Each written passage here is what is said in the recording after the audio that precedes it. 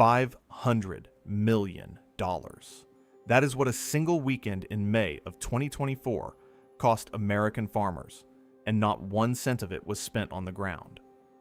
It was spent 93 million miles away, on the surface of the sun, when a sunspot region larger than 14 Earths hurled a wall of plasma straight at us and drove the strongest geomagnetic storm in 20 years. The sky turned blood red over Mexico. Satellites fell out of orbit. Tractors across an entire continent went blind.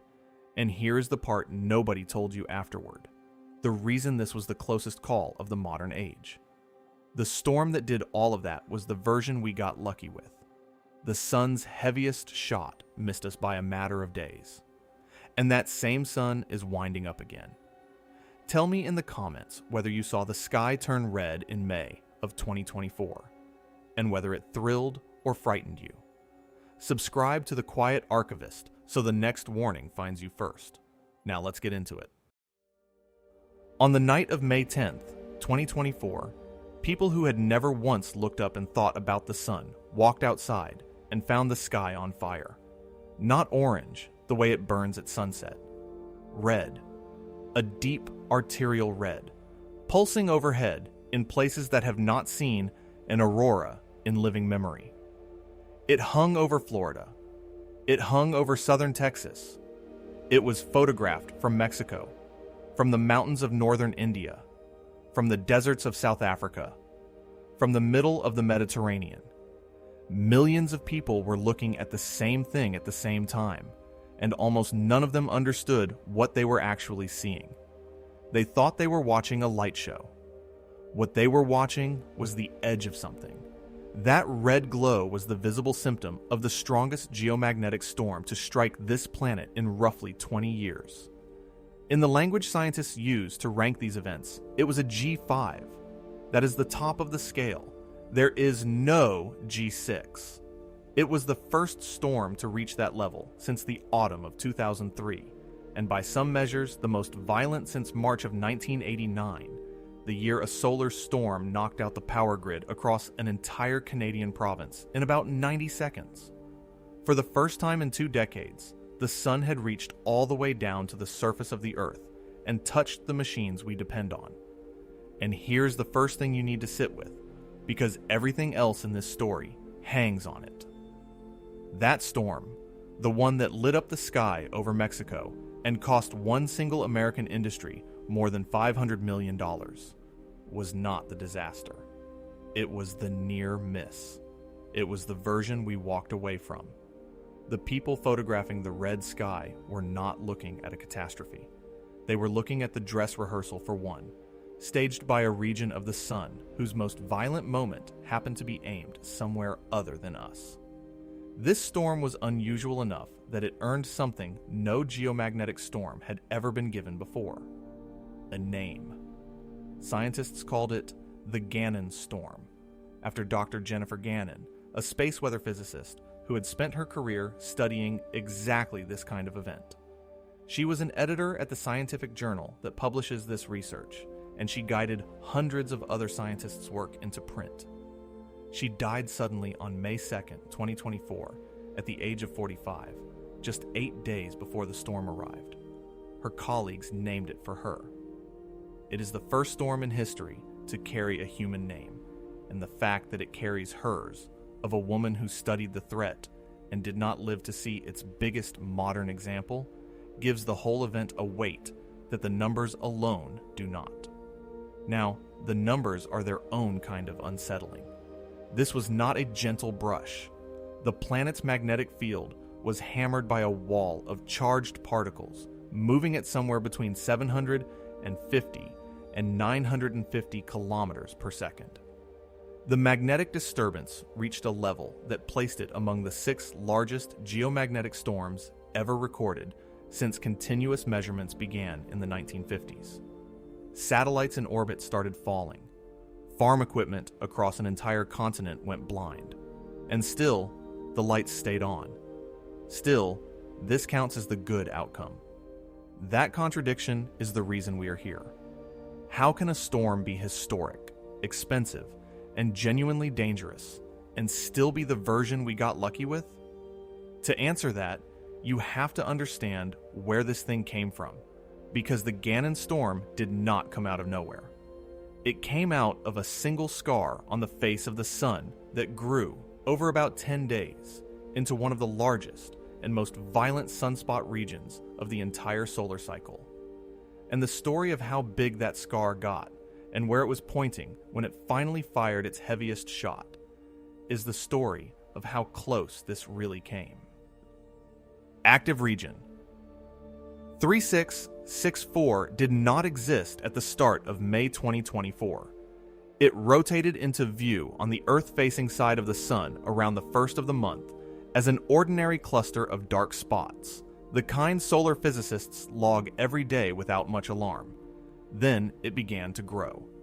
Over the next week and a half, it swelled into a structure so large that by May 10th, it covered roughly 14 times the surface area of the entire Earth. Stretched across the face of the sun, it spanned something like 15 Earth widths. It was, at that moment, the largest sunspot group of the current solar cycle. It was big enough that if you put on the same cardboard glasses people use to watch an eclipse and looked up in daylight, you could see it with your naked eye, a dark blemish on the sun with no telescope at all. A sunspot is not just a dark patch.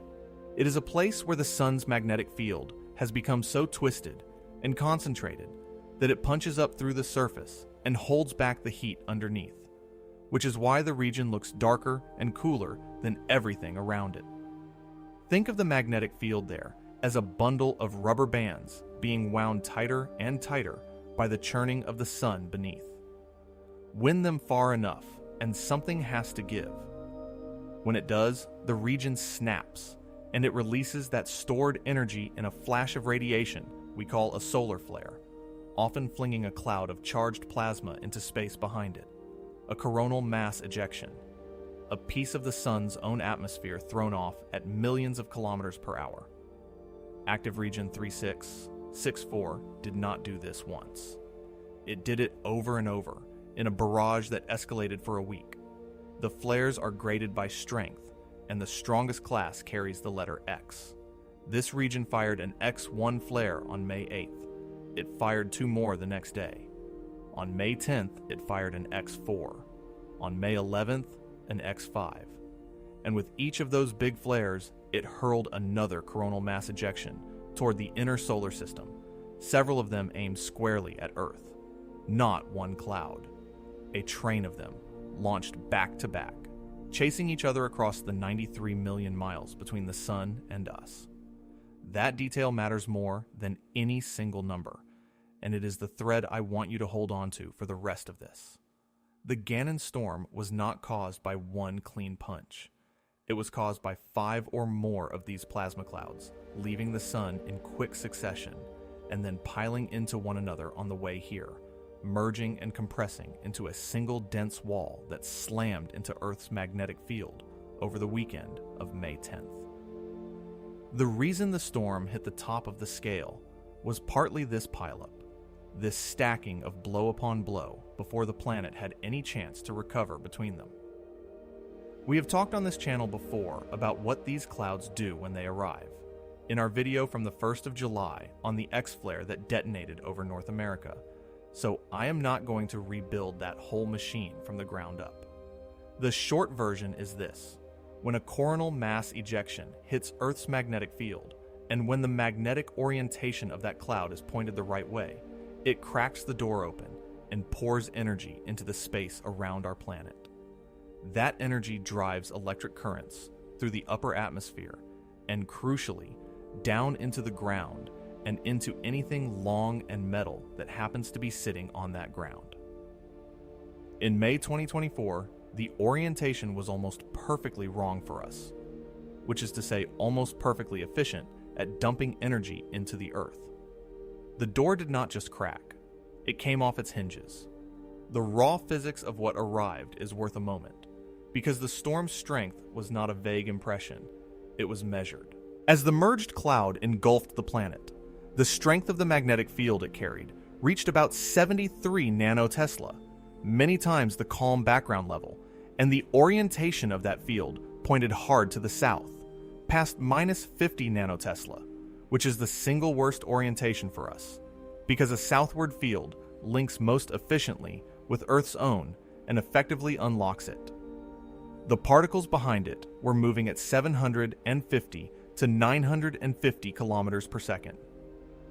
The planetary storm index, the scale that tops out at 9, hit 9, the first time it had touched that ceiling since 2003. And the region responsible was so large and so durable that it did not die when it rotated out of sight. It survived the entire farside crossing and came back around the sun's edge in June, weeks later, still crackling with flares, renumbered by the catalogs, but unmistakably the same monster, proof that a single region can menace Earth across more than one pass. So we had a monster region, the biggest of the cycle, throwing a stacked volley of plasma at a planet whose magnetic defenses were about to be pried wide open. That is the setup. The question that decides whether this is a light show or a catastrophe is a simple one. When all of that energy finally reached the surface, what did it actually touch? And the answer turned out to involve something almost nobody thinks of as being connected to the sun at all. Tractors. $500 million. That is the current best estimate from a study published the following year of what the Gannon Storm cost American farmers over a single weekend. Not a power company, not a satellite operator, farmers. To understand how a solar storm reaches into a cornfield in Minnesota and pulls $500 million out of it, you have to understand how modern farming actually works, because it is not what most people picture. The tractor in your head, the one with a person hunched over the wheel squinting down a row, is mostly a museum piece now. A modern planting rig drives itself. It steers by satellite, using the same family of positioning signals that guides your phone, except farm equipment uses a high-precision version accurate to within an inch or two. That precision is what lets a machine plant seeds in dead-straight rows, and then come back weeks later and spray or harvest exactly between those same rows without crushing the crop. The entire choreography depends on the satellite signal being trustworthy. And in May 2024, at the worst possible moment, it stopped being trustworthy. The storm tore through the upper atmosphere, the ionosphere, which is the exact layer those positioning signals have to pass through on their way down from orbit.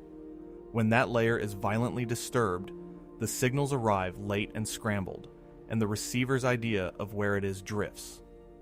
During the Gannon Storm, some agricultural receivers were reporting positions off by as much as 230 feet.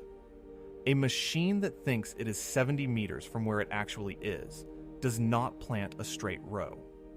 Farmers described their auto-steering tractors lurching and weaving as though, in the words of more than one of them, the machines were possessed.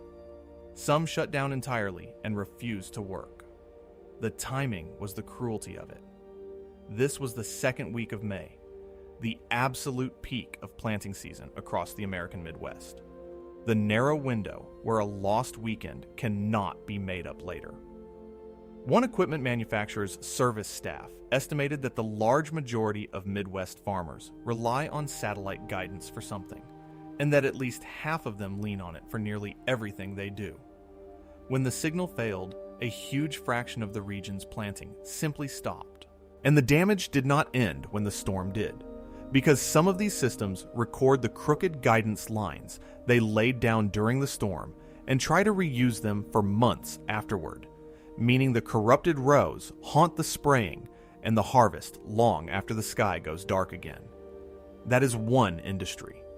Now look up, because at the same time the tractors were reeling, something was happening in orbit that had never been seen at that scale. Earth is surrounded by a swarm of roughly 10,000 active satellites in low orbit, most of them part of a single enormous internet constellation. When a geomagnetic storm dumps energy into the upper atmosphere, that atmosphere heats up and puffs outward, and it reaches higher than usual, thickening the thin air where those satellites fly. Suddenly, they are plowing through more resistance. During the Gannon Storm, satellites experienced 3 to 5 times their normal drag and began sinking, losing hundreds of meters of altitude. About half of that entire constellation had to fire their thrusters and actively fight to hold their orbits, in what has been described as the largest coordinated satellite maneuver in the history of spaceflight. 12 older satellites that had already been retired could not fight, and the storm dragged them down to burn up early. The reach of it went further than orbit and farming, into places you would never connect to a sunspot. The storm compressed the donut of cold plasma that normally surrounds the Earth, squeezing that layer inward in a way researchers were able to measure directly, a sign of how hard the entire magnetic system was being shoved. Airlines flying the polar routes, where the planet's shielding is thinnest, recorded elevated radiation at cruising altitude and saw the high-frequency radio bands they depend on far from any tower degrade and fade. The satellite scramble was not merely large, it was the single largest coordinated movement of spacecraft ever undertaken. Roughly half of everything humanity has placed in low-orbit firing thrusters at the same time to keep from sinking into thicker air. None of these systems existed in any real form the last time the sun struck this hard. We built every one of them during the quiet stretch between storms, and the Gannon Storm was the first time the whole fragile lattice was tested at once. Now hold both of those pictures in your head at once, because this is the thread that ties them together. A single space storm, over a single weekend, blinded a continent's worth of farm machinery and forced the largest fleet in orbit into an emergency scramble to keep from falling out of the sky. On the power grid, engineers in the United Kingdom watched their transformers start sounding alarms, and electric currents from the storm were measured flowing through the grids of the United States and Mexico. And yet, no grid went down. No city went dark. Every single one of those systems bent, and not one of them broke. Officials, quite reasonably, told the public afterward that the storm had been handled, that the impacts were minor, that the system had held. They were telling the truth. And they were also, without quite saying so, describing the most dangerous thing about the whole event. Because the reason the grid held was not entirely that we were ready. Part of the reason was that the sun, at the last moment, pulled its heaviest punch. And once you see why, the calm official version of this story starts to look a lot less comforting. Go back to that giant region on the sun, active region 3664, and watch what it did after the storm. Because the flares did not stop when the aurora faded. The region kept firing. And on May 14th, 4 days after the storm peaked, it unleashed its single most violent flare of the entire episode, an X 8.7. That was, at the moment it happened, the strongest solar flare of the entire solar cycle. It was the region's heaviest shot. It was the closest thing to a knockout blow that this monster had in it, and it did almost nothing to us. Because by May 14th, the sun had rotated. The sun spins roughly once every 27 days as seen from Earth, and it carries its sunspots across its face like figures on a slow turntable. Over the days of the storm, active region 3664 had been sliding toward the edge of the visible disk, and by the time it fired that X 8.7, it had swung around toward the far side, so its most powerful eruption fired off into empty space, away from the Earth, into the part of the solar system where there was nothing of ours to hit. The gun was loaded with its biggest round. It just happened to be pointing the wrong way when it went off. Sit with what that means. The storm that cost $500 million, that dropped satellites out of orbit, that lit the sky red over the Gulf of Mexico, was not driven by this region's strongest flare. It was driven by the medium-sized ones, the earlier volley, the pileup of ordinary big clouds that happened to leave while the region was still facing us. The heaviest blow, the X 8.7, we simply never took. Change the calendar by a few days.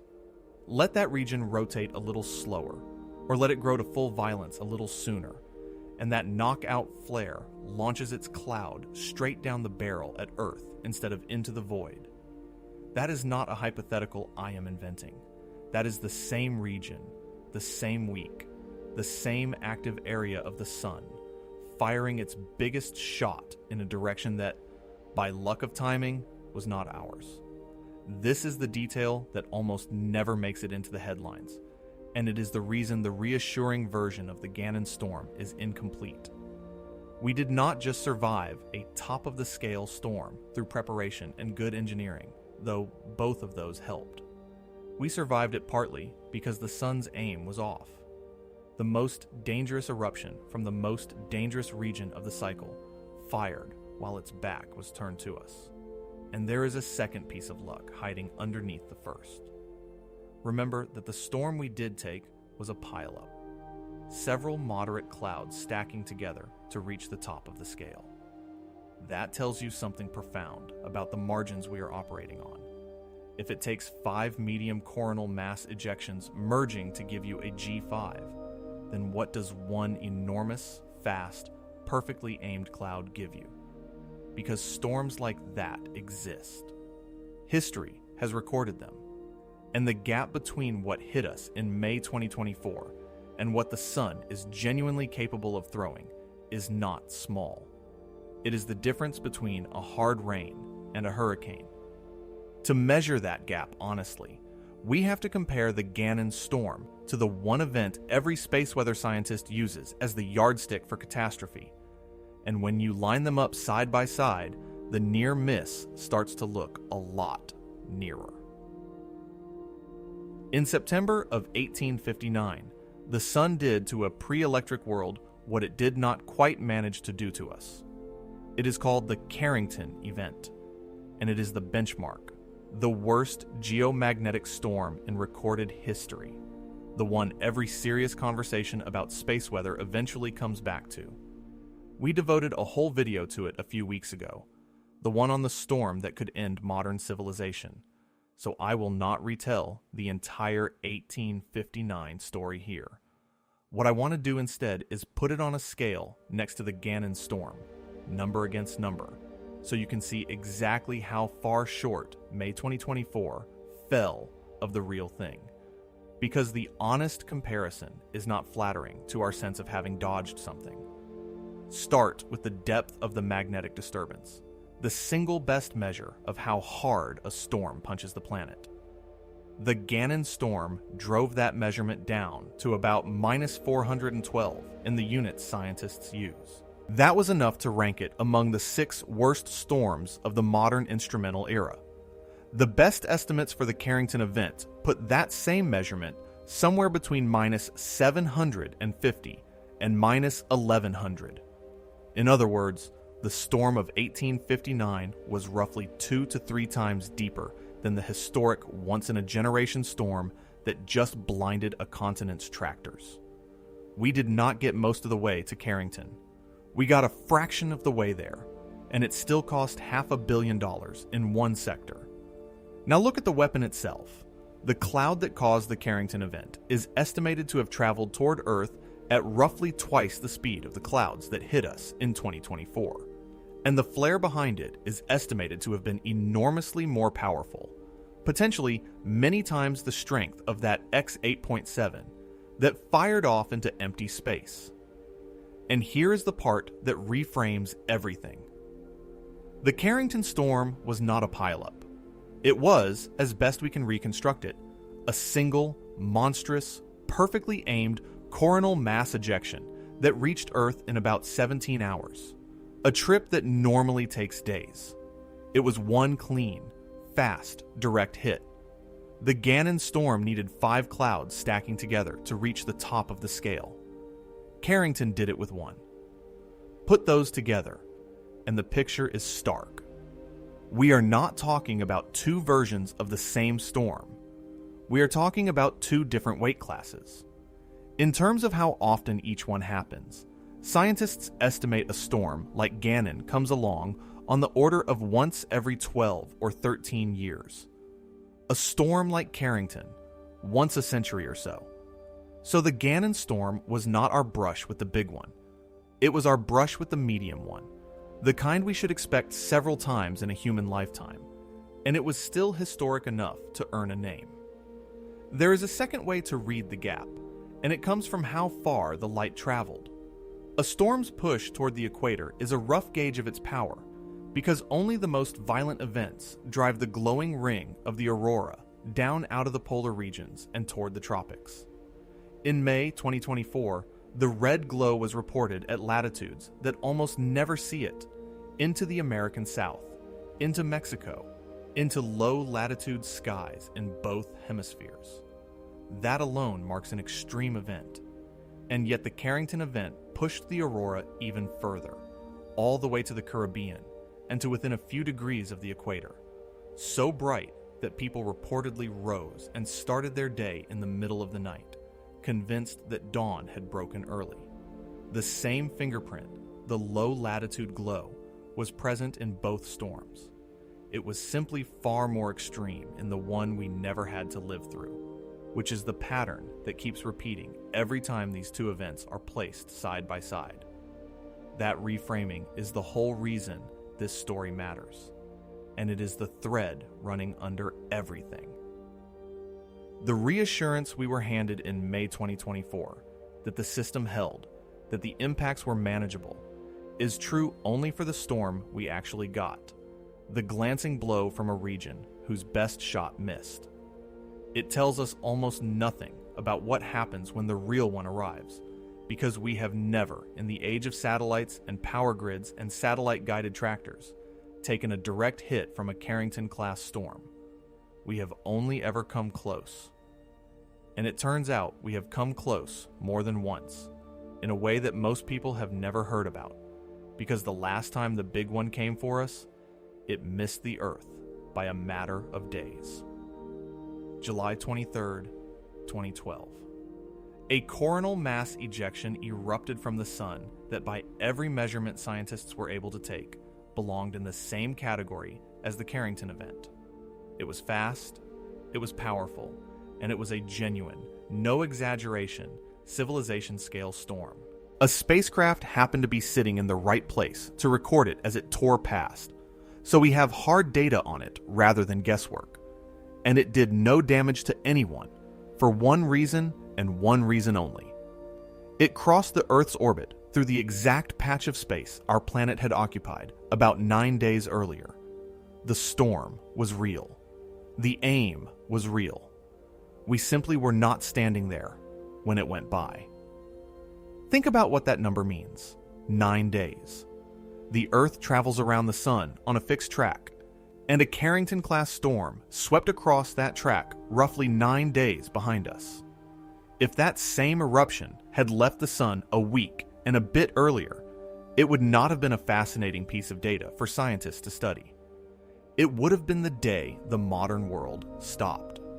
We would be telling a very different story right now, and some of you might be watching this by candlelight if you were watching at all. So line up what we actually know. In 2012, a monster storm crossed our path and missed because of timing. In 2024, a top-of-the-scale storm hit us squarely, but came from a region whose biggest gun was pointed away.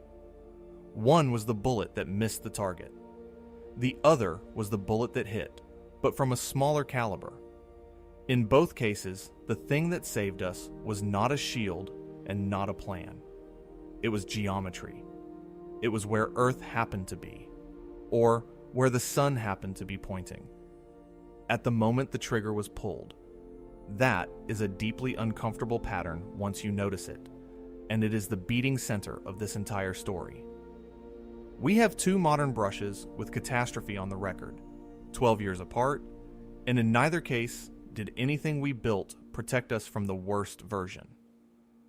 In both cases, we were spared by luck, by the specific timing of a rotating sun and an orbiting planet. And luck, unlike an early warning system or a hardened grid, cannot be improved, budgeted for, or counted on. The sun does not know or care where Earth is. It fires when the magnetic tension in a sunspot region finally lets go, and whether that happens to line up with our position in space is, from our point of view, a coin toss. The Gannon Storm, then, was not the exception to some rule that says we are safe. It was the closest a fully wired, satellite-dependent civilization has actually come to the edge and lived to measure it. 2012 missed us entirely. 2024 hit us, but soft. The one we have never had is the direct hit from the full-strength storm, and the entire reason space weather scientists do not sleep well is that the historical record says that storm is not a matter of if. So the real question stops being how bad was the Gannon Storm and becomes something colder. What actually happens to the modern world when the aim is true and the timing lines up? What is the worst case we keep almost meeting? And the answer starts with a machine most people have never heard of, sitting in a switchyard somewhere near you that cannot simply be switched back on. The most important object in this entire story is not on the sun. It is a transformer. Specifically, the enormous extra high voltage transformers that sit at the joints of the power grid, the ones that step electricity up to travel across long distances and back down again to reach your home. These are not the trash can-sized cylinders on the pole outside your window. These are machines the size of a small house, weighing hundreds of tons, and they are the single most vulnerable point where a solar storm meets modern civilization. We walked through the guts of this in our video from earlier this month on how fragile the power grid has quietly become. So let me keep this tight and focus on the one property that makes them so dangerous in a storm. When one of these fails, you do not repair it. You replace it. And you cannot replace it quickly. Here is the mechanism, briefly. When a severe geomagnetic storm drives electric currents down into the ground, those currents go looking for long conductors to flow through, and the power grid is the longest network of conductors humans have ever built. The currents flow up into those giant transformers and push them into a state they were never designed to handle, saturating their magnetic cores, overheating them from the inside, in some cases, cooking them beyond recovery in minutes. In the Quebec storm of 1989, this process collapsed an entire province's grid in about 90 seconds. That was from a storm considerably weaker than a true Carrington-class event. Now here is why replacement is the nightmare. These transformers are custom-built. They are not sitting on a shelf. Each one is engineered for its specific spot in the grid. They take a year or two to manufacture. Many of them are built overseas, and utilities keep only a handful of spares because they cost a fortune and last for decades. Lose a few in a storm, and you have a problem. Lose dozens or hundreds simultaneously across a continent in a single Carrington-class event, and you are facing a wait measured not in hours but in months, possibly more than a year, for regions to come back online. The grid is not designed to fail all at once, and it is very much not designed to be rebuilt all at once. The Quebec collapse of 1989 is the cleanest warning we have of how fast this can happen, and it is worth being specific about it. In the early hours of March 13th that year, currents driven into the ground by a geomagnetic storm pushed the province's grid into total failure in about 90 seconds, and roughly 6 million people lost power, some of them for around 9 hours in the middle of a Canadian winter night. A large transformer at a nuclear plant in New Jersey was damaged in the same storm. And that event, severe as it was, came from a storm meaningfully weaker than a full Carrington-class strike, and it hit a grid smaller and less interconnected than the sprawling, tightly linked one we lean on today. The spare inventory has never caught up with the growing exposure. Utilities keep only a small handful of these house-sized units in reserve, because each one costs millions and normally lasts for decades, which is a sensible bet against ordinary breakdowns and a losing one against a storm that claims many at the same moment. And the grid does not fail alone.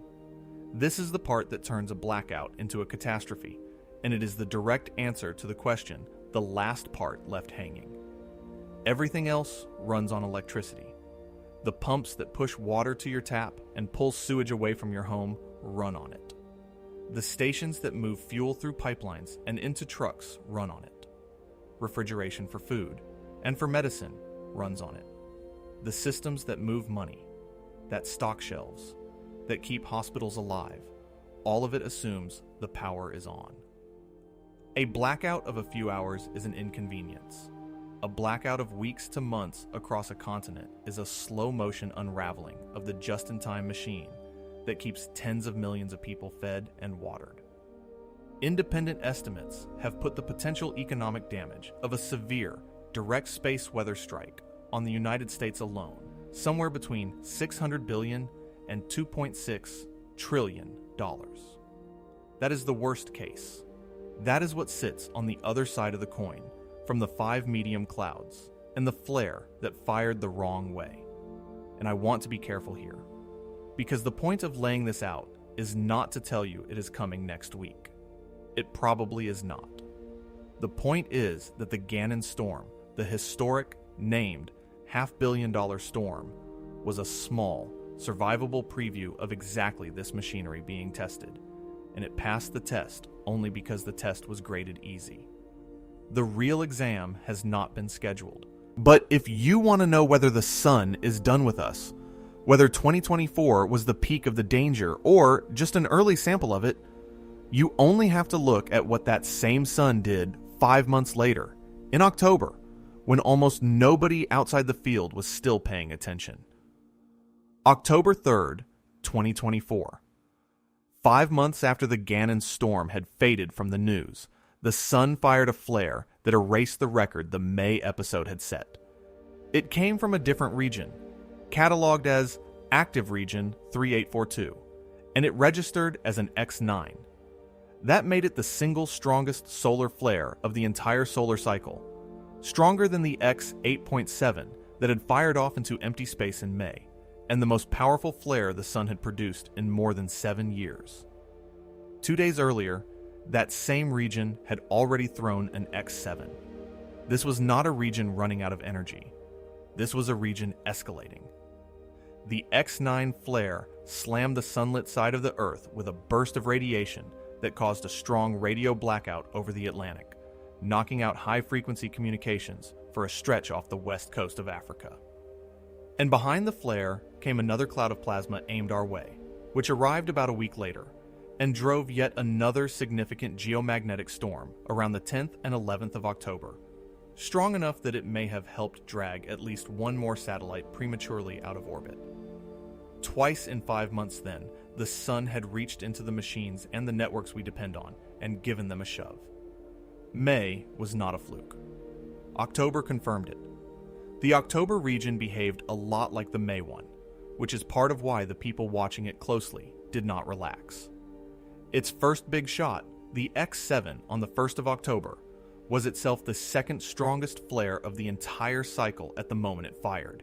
And then 2 days later, the same region beat that record with the X9. That is a region not merely producing one outlier, but climbing, throwing progressively harder punches as it crossed the disk. The radio blackout the X9 triggered was rated strong, in the tier that degrades or silences high-frequency communication across the whole sunlit half of the planet, and operators of aircraft and ships over the Atlantic felt it go. All of this unfolded during the very stretch in which the National Space and Weather Agencies jointly confirmed what the flares were already announcing, that the sun had climbed to the peak of its 11-year cycle. The May storm, it turned out, had not been a solitary event. It was the opening of the loudest chapter of the entire cycle. And the timing of all this is not random, which is the thread I need to pull next. The sun runs on a cycle, roughly 11 years long, swinging from quiet to violent and back. At the quiet end, weeks go by with a nearly blank surface. At the violent end, which scientists call solar maximum, the surface is crowded with sunspots and the flares come in barrages. Exactly the barrage we saw from that giant region in May. And in October 2024, the same month as that record X9 flare, the National Science and Weather Agencies made it official. They announced that the sun had reached solar maximum. The Gannon Storm and the October flare were not the sun warming up. They were the sun at the top of its game. Now, you might think that means the danger has already passed, that solar maximum came, gave us its worst in 2024, and is now winding down towards safety. That is the intuitive read. It is also, based on the historical record, exactly backwards. Some of the most violent geomagnetic storms in history did not strike at the peak of their solar cycles. They struck in the years afterward, on the downhill slope when the overall activity was already fading. But the individual eruptions that remained were somehow the biggest of all. The Great Storm of 1859 came after its cycle's peak. So did the storm of 1921. So did the Halloween storms of 2003. Which means the window we are living in right now, the years just after the 2024 maximum, is not the aftermath. It may be the most dangerous stretch of the entire cycle. And that raises the question this whole story has been building toward. Ask a space weather scientist to give you the odds of a Carrington-class storm hitting Earth in the next decade, and you will not get a single clean number. You will get a range, and the range itself is the story. Depending on which method you trust and how you define the threshold, the estimates run from as low as roughly 0.5% per decade to as high as 10 or 12% per decade. That is a wide spread, and it exists for an honest reason. We only have about 160 years of good records and a bare handful of genuinely extreme events inside them, which is far too few to pin down the true frequency of something this rare. So scientists build different statistical models, and the models disagree. But look at what even the low end is telling you. Take the most conservative estimates, the ones that say the odds are small. A few percent per decade, sustained over the 50 or 60 years of a human life, is not a remote, ignore it kind of risk. It is a coin that comes up catastrophe often enough that any given person alive today has a real, non-trivial chance of living through a direct hit. And the higher estimates, the 10 to 12% per decade end, describe a threat that a serious civilization would be actively, expensively preparing for right now. The truth is, somewhere in that range, and every point in that range is high enough to take seriously. And remember, where we are sitting inside that probability. We are in the years just after solar maximum, the downhill stretch that history keeps flagging as the time the biggest storms actually arrive. So the base rate, whatever it truly is not something to average calmly across all time. It is elevated right now, in this window, in the next few years. This is the thread that connects the whole story together. The Gannon Storm proved the exposure is real. The 2012 near miss proved the big one comes for us and only misses by luck. Solar maximum and its aftermath tell us the timer is running hot. None of these are separate facts. They are the same warning, delivered 3 different ways. Look at the specific storms history keeps handing us as the worst cases, and notice when each one landed inside its cycle. The Carrington event of 1859 arrived after that cycle had already crested and begun to fall. The Great Storm of May, 1921, sometimes called the Railroad Storm because it set signal huts on fire and disrupted telegraph and rail systems across the Northern Hemisphere, came years past its cycle's peak. The Halloween storms of 2003, which knocked out a power system in Sweden and forced airlines to reroute flights away from the poles, struck well into the declining phase of their cycle, years after its maximum. 3 of the most severe storms in the entire record share the same unsettling timing, arriving not at the crowded peak, but on the long slope down from it. That slope is exactly the one we started, down at the end of 2024. If the pattern holds, the storm most worth fearing is not behind us with the Gannon event at all. It is somewhere on the road just ahead of us. There is one more piece, and it is the one that should genuinely bother you, because it is about the warning system itself. The Gannon Storm outran the forecasts. The reason is exactly the pileup we talked about earlier. When 5 coronal mass ejections leave the sun in quick succession and then merge and interact on the way here, the resulting storm becomes far harder to predict than a single clean cloud would be, and the models struggled to call how severe it would get until it was nearly on top of us. That is a problem, because our final, most reliable warning of a storm's true strength comes from a spacecraft parked about 1 million miles upstream of Earth. And by the time a fast cloud passes that spacecraft, we have somewhere between 30 and 90 minutes before it reaches us. 30 to 90 minutes to shed load from the grid, to safe the satellites, to brace. For the storm we can see coming days away, our precise measurement of how hard it will actually hit arrives about an hour ahead. In May 2024, even that was harder to read than it should have been. So the machine that is supposed to warn us was, in its own way, caught leaning. And that gap between how confident the official tone sounds afterward and how close to blind we actually are in the moment is exactly the space where a very different set of explanations has taken root. Because when people sense that the reassurance does not match the danger, they do not always conclude that we are underprepared. Some of them conclude that we are being lied to. And that is a conversation worth having honestly, because the instinct behind it is not entirely wrong, even when the explanation is. Every time the sky turns red over places, it has no business turning red. A particular set of theories lights up along with it, and they deserve a straight answer rather than a smirk. So let us take them seriously, one at a time, and follow the data all the way down. The first and most common is the idea that the true danger of these storms is being hidden from us, that governments know a grid killer is coming and are keeping the public calm on purpose. I understand exactly where that feeling comes from. When officials tell you a top-of-the-scale storm was no big deal, while satellites are falling out of the sky, the mismatch feels like a cover-up. But look at what is actually public.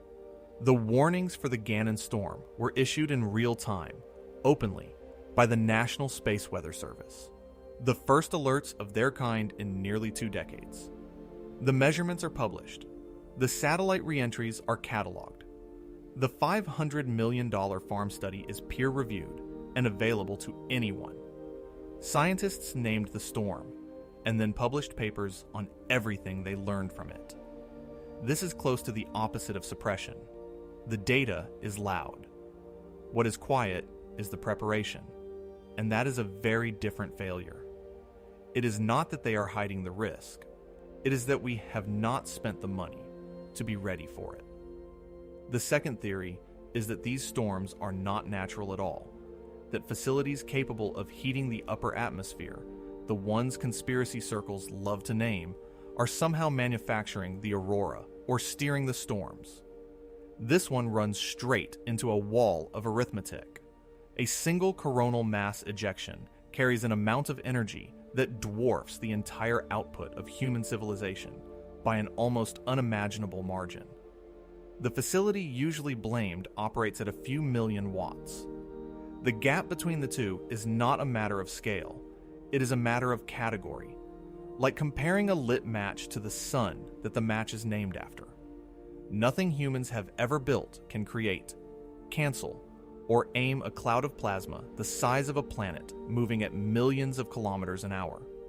The aurora reaching Mexico is not a weapon. It is simply what the top of the scale looks like from the ground. And then there is the oldest reaction of all, the one that has nothing to do with technology.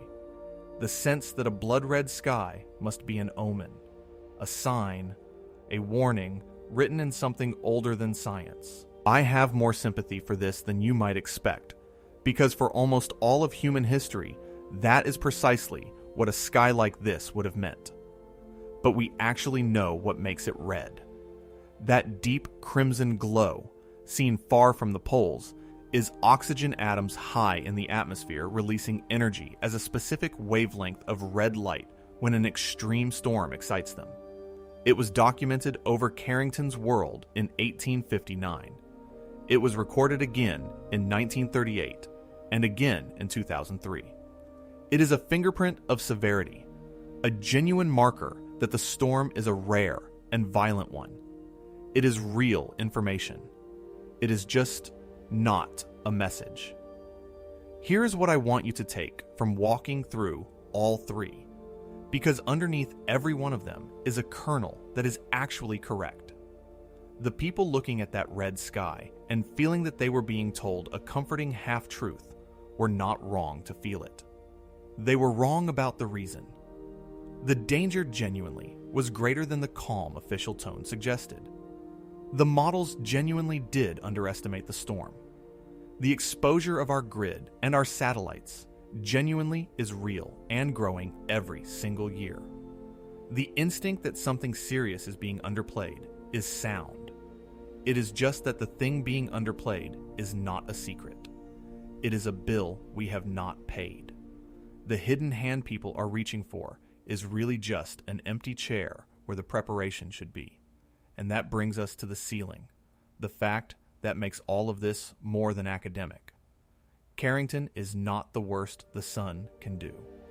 It is only the worst we have written records of.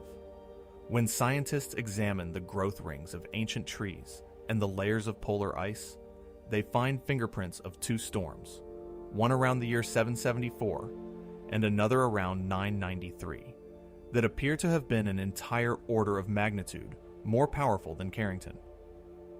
10 times worse.